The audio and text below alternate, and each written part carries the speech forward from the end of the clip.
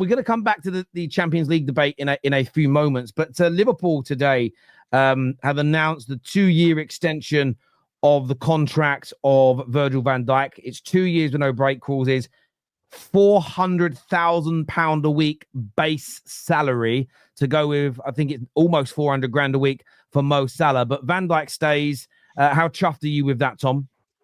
Very happy. The two most important pieces are staying at the football club for the next 2 years. That was the most important thing that we had to get done. Again, don't like that it carried on throughout the whole season, but the players dealt with it the correct way. He's showing no signs of slowing down. He's still the best centre-back on the planet for me. I'm happy that we kept him tied down, and I think that's a big statement not only for the players within the club who have, contract renewals due soon, a sign of intent that we want to stay at the top level and we're not trying to blow it up and do another 5-year process. And I think it's also a statement of intent for players that we could be potentially trying to sign this summer, in that we are serious. We're not here to just try and get top 4 and build up for the title challenge once every 5 years like we used to do. We're here to be there every single season. The fact that we're paying them the money that we're paying them for the time period that we've got them, that makes me think that there's something in the works in terms of the series for the next 2 years. They're trying to maximise the short-term possibility for these players in a certain way, because you're not signing Mohamed Salah and Van Dijk on 800 grand a week collectively to then sign 3 project players who will be good in 4 years' time when Salah and Van Dijk aren't here. You've got to be trying to maximise them while we got them. They can be the difference makers. They can be the X factor in getting you over the line in these trophies, as they've shown this year. Give them the right support pieces around them and go for more than one. This year it was disappointing to go out of the Champions League in the round 16. If we had the right pieces next year, we get in a striker that scores more than 6 goals, like my others have. I get in a left back who isn't washed. I get in another midfielder who's very competent on the ball. I add the right pieces. I get a right back who can properly challenge Bradley next year. We can challenge on multiple fronts, and we can. I think there's a very interesting opportunity opening up in the Premier League, because I don't think City are going to be straight back there next year. I think City are going to need a year or two to piece all their bits together. There's an opportunity there for this league, for league titles to be won for the next 2 years.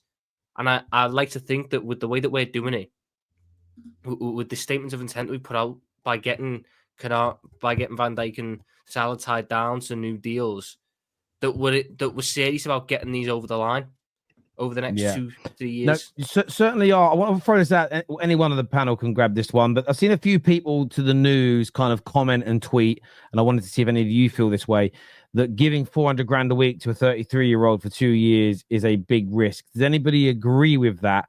Or when you've looked at Van Dijk this year, does it look as though he'll carry that level through for the next 2 seasons? The only risk they will have is if they get injured because they're older. I think that's the only risk they've got. If it's just no injuries, and are you trying to say that they're going to down tools, or they're going to decline really rapidly, or they're going to become unprofessional? I don't think it's going to happen, because if that was going to happen, it would have happened on their last renewals. Like Mo Salah got renewed 2-3 years ago, and everyone said back then, oh yeah, Salah's going to decline now, he's going to drop off like Aubameyang. All these things never happened. Like, these 2 guys are 2 of the best professionals in the Premier League right now, and yeah, I don't see it as a massive risk. I see it as actually good planning, because if they let them both go, or was not willing to give them the money, they would have left, and they would have had to fill 2 massive holes in their squad in the space of 6 months. Whereas now, 2 years, you've got the timeline. 2 years, you know what's going to happen with these guys. You definitely don't want to keep them on for any longer, because they'll be 36 and 35 or something like that. I don't know. I think Van Dijk could do longer than 2 years. Salah's a bit more dodgy, but I think Van Dijk could go till he's 38. Yeah, he could, but he would then become a bit part player, and then also you're not having him on 400k a week. He wouldn't be on 400k a week.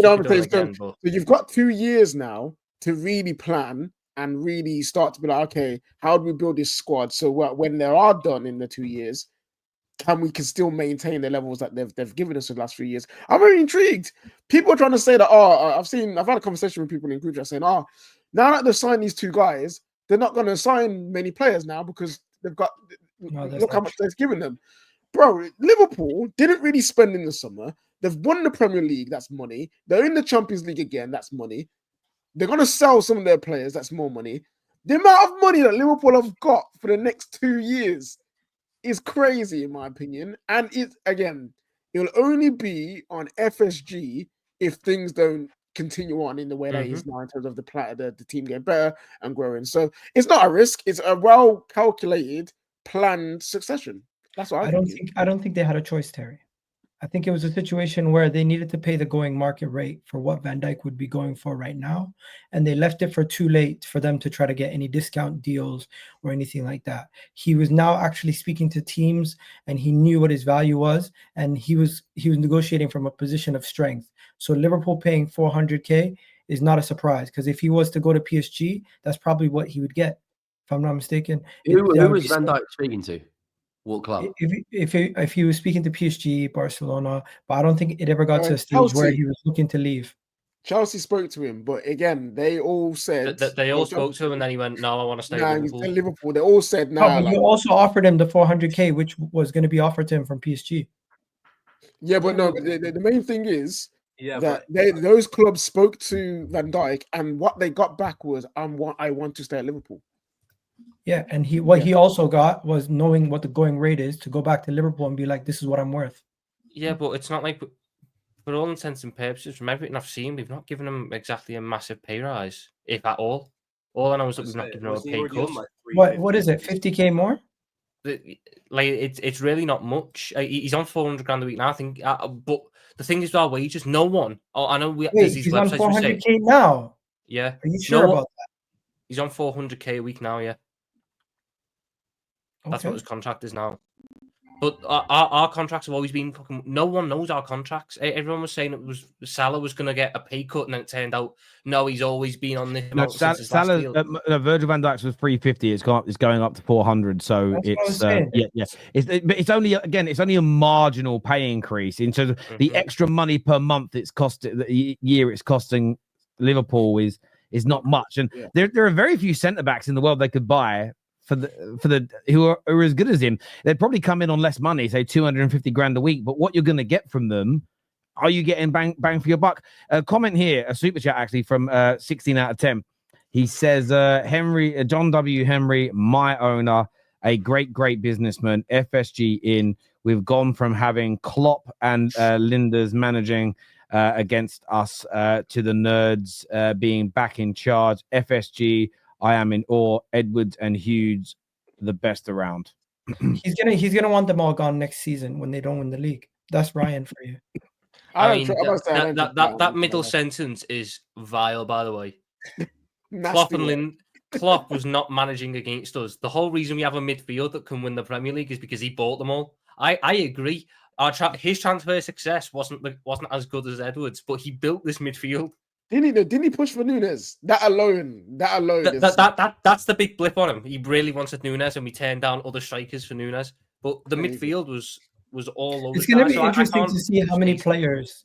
It's going to be interesting to see how many players Liverpool actually bring in and what quality of players they bring in. Because if I go on Tom's Twitter, he wants the guy from Fulham and a bunch of players. Yeah, you see, that's a joke though, because I know it annoys people. I don't really want Liverpool to sign Rodrigo Muniz. I'm happy to say it because it angers people, but I don't really want Liverpool to go into next season with Rodrigo Muniz as our striker.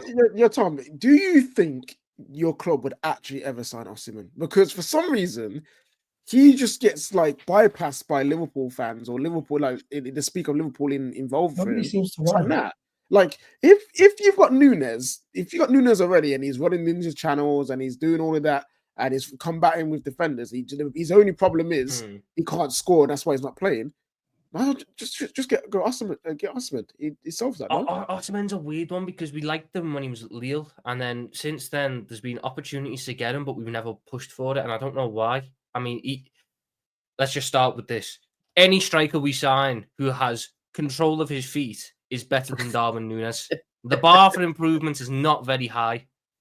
But Osimhen, he's a world-class striker. He was the guy who spearheaded Napoli to a title. I don't know why teams aren't in for him. I get the feeling we're all in on Isak, which is a bit stupid because Newcastle are going to get Champions League football, and then we're not going to get him. And then after that, I wouldn't be. Do you know what I would say about that though? Really, really, really quickly. Newcastle fans won't appreciate me saying this, but whether they get Champions League football or not, if Isak doesn't want to stay, I think you've got a chance of getting him, because most well-run clubs do not keep players that don't want to be there. So, I know Newcastle fans won't appreciate it, but let's be objective and let's be honest.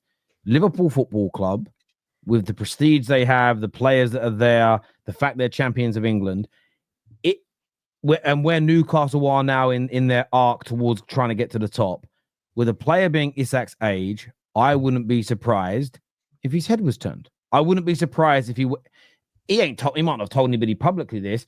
It wouldn't be surprising if he grew up with a desire to play for Liverpool and now they want him. So the fact that you guys keep being linked to him, and you guys rarely leak stories about players that you are interested in, other than the players that you end up getting. So I've got a horrible feeling. And I hope, I kind of want Isak out of the Premier League if he ain't at my club, because he's dangerous. And I'd much rather him at Newcastle than at Liverpool. So I'm not willing for this to happen.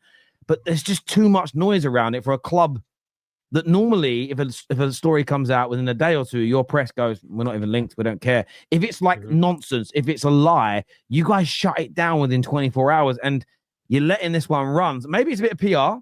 Maybe it's a little bit of PR, but what they have said is that even if you renew the contract of these players, you're going to go big this summer. And yeah, it's going to be an interesting one. I mean, Van Dijk today obviously signed the contract. In it, he said, I'm staying because the future's exciting.